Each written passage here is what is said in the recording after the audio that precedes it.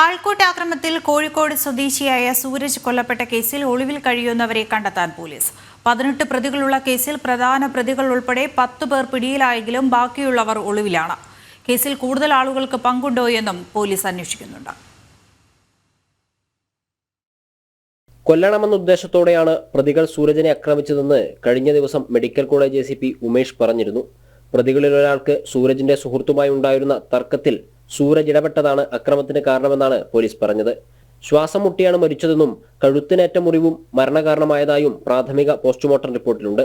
സംഭവത്തിൽ 18 പേർക്കെതിരെയാണ് Chevayur police FIR register ചെയ്തത്. മുഖ്യപ്രതികൾ ഉൾപ്പെടെ 10 പേർ പോലീസിന്റെ പിടിയിലായിട്ടുണ്ടെങ്കിലും ബാക്കിയുള്ളവർ ഒളിവിലാണ്. ഇവരെ കണ്ടെത്താനുള്ള ശ്രമമാണ് പോലീസ് നടത്തുന്നത്. ആൾക്കൂട്ട അക്രമമായതിനാൽ സംഭവത്തിൽ കൂടുതൽ പേർക്ക് പങ്കുണ്ടോ എന്നും പോലീസ് അന്വേഷിക്കുന്നുണ്ട്. പോലീസ് വളരെ ഗൗരവമായിട്ട് കാണുന്നുണ്ട്. കാരണം എന്ന് വെച്ചാൽ ഇത്തരം കാര്യങ്ങളിൽ ഒരു ഇളവും കൊടുക്കാതിരിക്കുന്നത് ഈ ഇത്തരം കേസുകൾ ഗൗരവമായി കണ്ട് ഇനിയുള്ള കുട്ടികൾ കൂടി ബാക്കിയൊരു പാഠമാവുന്ന രീതിയിലേക്ക് ആവണം എന്നുള്ളതാണ്. അപ്പോൾ ഈ വയലൻസിൻ്റെ ഭാഗമായിട്ട് തന്നെ ഇവർ ഒരു ഉത്സവ പറമ്പിൻ്റെ ഭാഗത്ത് എത്തുമ്പോൾ വീണ്ടും തർക്കം ഉണ്ടാകുന്നു. അങ്ങോട്ടും ഇങ്ങോട്ട് ചീത്ത വിളിക്കുന്നവർ ചെറിയ ക്ലാഷ് ഉണ്ടായി തിരിച്ചു പോകുന്നു. വീണ്ടും വന്നിട്ട് ഇവർ ആയുധങ്ങളൊന്നും ഇല്ലാതെ തന്നെ കൈകൊണ്ടുള്ള ഇതും ചവിട്ടും ഒക്കെ ആയിട്ടുള്ള ഒരു ആക്ഷനാണ് ഉണ്ടായത്. അതിൽ കൊല്ലപ്പെടുകയാണ് ഉണ്ടായത്. അതേസമയം സൂരജിന്റെ കൊലപാതകത്തിൽ നാട്ടുകാർക്കിടയിൽ ശക്തമായ പ്രതിഷേധമാണ് ഉയർന്നു വന്നത്. സമാധാന അന്തരീക്ഷം നിലനിൽക്കുന്ന നാട്ടിൽ പുറത്തു നിന്നുൾപ്പെടെ ആളുകൾ സംഘടിച്ചെത്തി കൊലപാതകം നടത്തുകയായിരുന്നു എന്നാണ് നാട്ടുകാർ പറയുന്നത്.